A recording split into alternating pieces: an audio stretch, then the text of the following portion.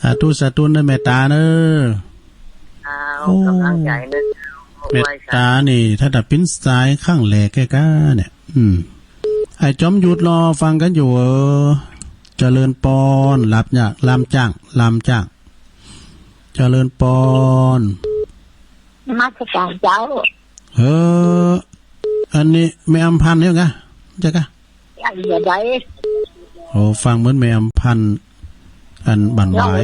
โอ้ยายพรแต่กันลืมไปเหรอยายพรคนโจ๊กก็รู้ไม่มีฝ้ามีฝุ่นเนี่ยก่อยเอาเลี้ยงหยมนี่นี่ตียมตะวันยมไปยมแบละล่องวัวแดงสันกำแพงเชียงใหม่วันวาลมไม่ได้แบบลมว่านี่อันลุ่มนี่มันขันได้แล้วลุ่มกว่าเคตูเจ้าพันเนนได้บ่เพราะว่ามันขี้โคตรตัวได้กว่าเป็นลมฝนน้อยเดียวน่ะกะปีหยังมันตามมาตรภาพก็สบายดีอยู่จะมีลมหายใจอยู่เนาะยายพรลองกินข้าวลามมัมกินข้าวหนักๆเด้อข้าวไหลำกินกับกิน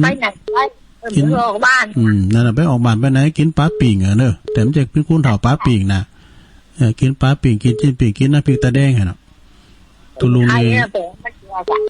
แกงหนูน่ะว่ากินกินกะเป็นแกงอะมันคือนั่นเนาะอันนี้ก็เป็นน้ำมันตาลนั่นเนาะลานะแกงหรือเป็นน้ำมันว่าเพราะว่าเป็นวันพยาวันนี่นะว่านะคุณมาตานคุณเดียวอ่ะมาตานคุณเดียวแล้วคุณหนึ่ง3 ปอนไม่รู้เปิดมาปิ้นพี่น้องไตว่ะไม่สุงคาขอบคุณยายพรนักๆเด้อสาธุเขามาแถมโยมที่เปิดมาตานว่าเนี่ยเพิ่นก็ว่าโอ้ตุลุงใจดีหน่อยตุลุงมันโนอู่ตัวเปิ้นน่ะเด้เปิ้นอู่เต็มตีอาจารย์เลินปอนไม่สักเขาตุลุงโยมอยู่ตั้งใดอยู่หนอง5น้ำบ่อหลวงเจ้าโอ้แม่เดือนเพ็ญกันนี่เจ้าโอ้ลำจะโทรมานี่แต่เพิ่นฟังตลอดนะแม่เดือนเพ็ญเนี่ยฟังตลอดไม่ได้กล่ำโทรบ่ได้ฟังตุลุงตลอดนะเจ้าเตะม่วนดีโอ้ขอบคุณค่ะอันตุลุงน้องหาเนาะเจ้าตุลุงไปย่ำเบอร์บ่อยๆน่ากะลืมว่าเดี๋ยวได้ย่ำน้องก้ามเหมือนเจ้าเพิ่นนั้นคนใหม่ก็ใครโทรเพิ่นจำเบอร์บ่ได้เนาะท่านเนาะแต่ก็ลืมไปครับ3 สายก็บอกให้เตือนกันเนาะแต่ก็นั่นท่านพระครูเพิ่นก็บอกน่ะมันตุมากี่ลืมขอบคุณแม่เดินเพ็ญหลายๆย่ำเบอร์ได้ยินเพิ่นอุ้มเจ้าหวานใครโทรแล้วก็จำเบอร์บ่ได้จดเบอร์บ่ทันนี่ว่ะโอ้แต่ก็จะบอกเนาะขอบคุณเด้อแม่เด้อกำลังใจตุลุงเด้อโอ้สาธุแม่เดือนเพ็ญเอาย่ำเบอร์ดำก้ำเด้อ0899555656เนาะฟังอีกครั้งเลขที่ออกแล้วมาจ่ายเบอร์0899555656เจริญปอนจ้าพระเจ้าตุโอ้แสนพรหมมาแล้วแม่สุทัศน์เพลงม่วนจ้ะเพลงนิมนต์ว่าเจ้ามันเพลงเก่านิมนต์ไงเนาะม่วนมันสมัยเฮาบ่อันเนาะโอ้นั่นค่ะโตเพลงนิมนต์น่ะแดมก่อนนี่เนี่ยต้มเดี๋ยวนี้ก็ยังมนต์น่ะอมตะนิรันดร์การน่ะเนาะโอ้เดี๋ยวเพลงบัดเดียวนี่มันเพลงสังพี่เบาน่ะปงปงปงฉีแต่แสนพรหมอยากหลวงพ่อมันก็สบายกันหลวงสบายดีเจ้าสบายดีแต่เพิ่นออกรายการแล้วเนาะแต่ว่าเพิ่นได้ไปไหนได้เก็บโตเพราะว่าตุลุงหือไปไหนเด้อแล้วก็อยู่กับวัดกับว่าก่อนช่วงนี้เปิ้นมีคุณอู่ตุลุงเป็นนางอู่เปิ้นพิผักกะตอนบ่ได้อย่างสลามไม้สำหายเปิ้นงอมเปิ้นมีที่ระบายป้าไหนก็ได้ตุลุงแต่ไปได้จะได้เปิ้นเก็บน้อยเก็บโตกันหมดคนบ่ค่อยสบายสำหายเนาะไปหลายเพิ่นค่อยไปแม่นเนาะแก่น้อยเลย60อย่างเฮาบ่แล้วเปิ้นมือไปไหนน่ะแม่นล่ะกินหยังคงยามหาไปได้บ่ม เนาะไปม่วนเหมือนกันไปอย่างเนาะก็อยู่กับวัดกับว่ากับบ้านกับจ้องไปอ่ะเนาะจ้ะชัดเจนเหมือนกันเด้อโอ้ขอบคุณแม่สุทัศน์เด้อจ้าได้ปากกันง่ายๆกันเนาะปากกันอยู่ปลายปีนี่ก็ดีละนะเมษานี่ก็ดีละเมษานี่นะขอบคุณแม่เสียวเด้อเจริญปอนมันกระด่างเด้อเข้ามาใหม่เด้อเข้ามาใหม่เข้ามาใหม่0899556506เข้ามาใหม่พอซับตุลุงนี่มันจะได้เอาแหลกไข่แต่กระด่างกึกดึกนี่เจริญปอนสวัสดีปีใหม่นะเจ้าโอ้สวัสดีปีใหม่กะพี่น้องคุณยองเขาอยู่ที่ไหนเนี่ยบางกอกะลืมแล้วเล่นโฮมือหน่อยอยู่ไหนน้องก็ข้าวเจ้าโอ้แม่นางอวน แม่นางอวนตุลุงอูยาวสายในสายแล้วได้กะสุมาเนี่ยตุลุงหูโตเหมือนกันนะตุลุงเลยสายนักนะโซเบอร์เลยเป็นร้อยอยู่เนาะน้องคุณเป็นใส่โทอ่ะแม่น่ะ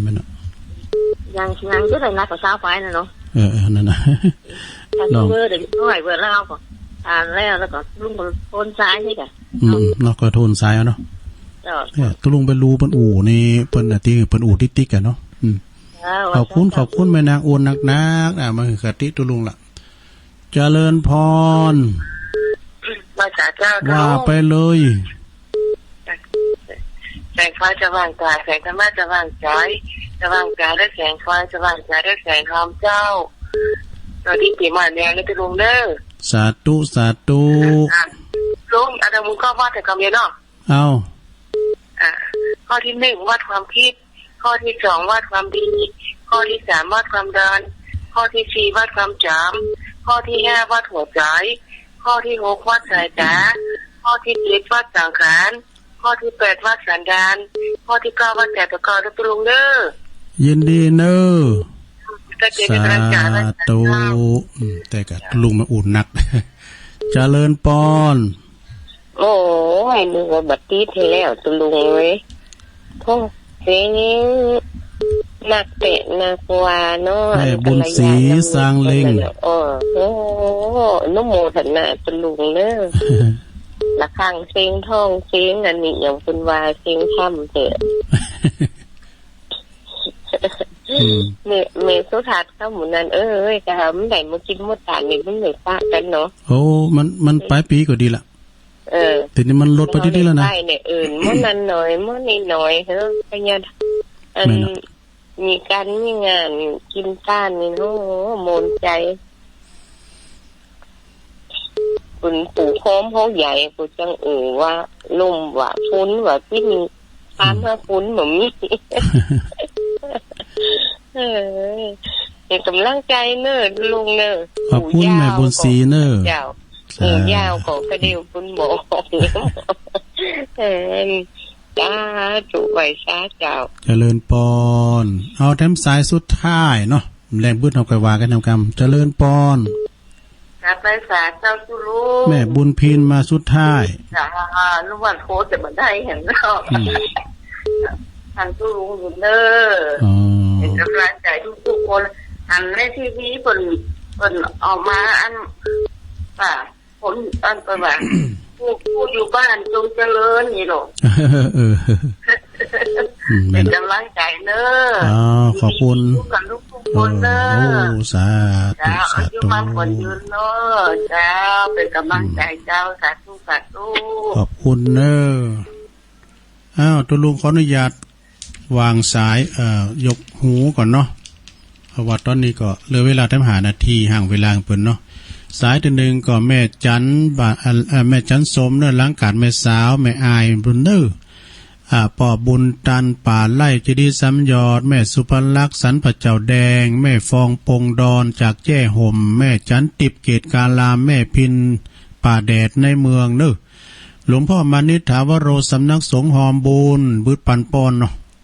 ใครมีปอนดีก็มาปันกันเพื่อมันยาวลงไปมอกปล่อยพอดีปันกลางเนี่ยแม่สมบูรณ์ปันปินตาบันกล่องซบท่าเนอพี่น้องบันกล่องซบท่า แม่จันเลือนใสเวียงตาการแม่คำมาปลาคอยใต้แม่แดงตะล่อมเน้อดอกตะล่อมแม่สุกแก้วศรีลาพรสีเตี้ยน้องเบี้ยวนักร้องแม่บุญปันศพเตี้ยแม่ตาจากแม่ดันในแจ่ห่มเน้อยายพรร้องวัวแดงสันกำแพงเจียงใหม่แม่เดือนเพ็ญหนองห้าน้ำบ่อหลวงสันปัดตองแม่สุทัศน์ดีมูลแสนพรมแม่นางอ้วนล่องของเขาแม่เพ็ญขาวเตี้ยทำบุญเก่าวัดแม่บุญศรีสังเลงแล้วก็แม่บุญพินโรงพยาบาลลานาได้21สายนะพวกเจ้าก็โทรทั้งใหม่เนาะซะดาไผมันต้อมเต้นกับปิ้นยางเนิ่มพวกเจ้าก็ว่ากันแถมเนาะ